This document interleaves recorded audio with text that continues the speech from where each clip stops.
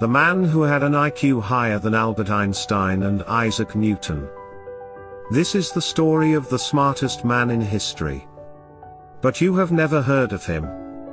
Albert Einstein had an IQ of 160, where Isaac Newton's IQ was 190.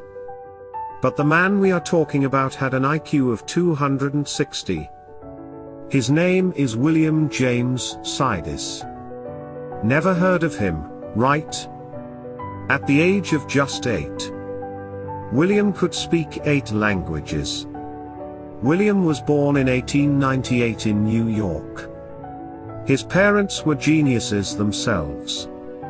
William's father was a psychologist who graduated from Harvard, with intelligence running in his blood, and with an IQ higher than the likes of Einstein and Newton. He was destined to be successful. But we have never heard of him.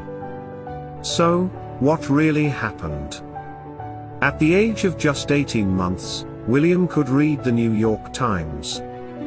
By the age of 8, he learned Latin, Greek, French, Russian, German, Hebrew, Turkish, and Armenian on his own. He didn't only learn the languages. He even invented a language of his own called Vendergood. He was also the youngest person ever to be admitted to Harvard. It was the year 1909. William was accepted into Harvard at the age of just 11. By 1910, William started lecturing his own mathematics professors. He was titled as the child prodigy.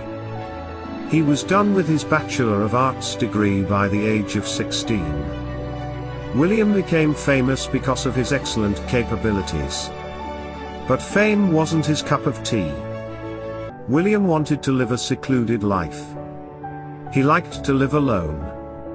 According to him, it was the perfect life. He also added that he never wanted to get married. William wanted to run away from all the fame and attention. William's father knew that his son was special. He pushed him a lot to carry on with his education. But as William grew up, he refused to live life on his father's terms. He wanted to live a normal life. This led to a feud between the father and son.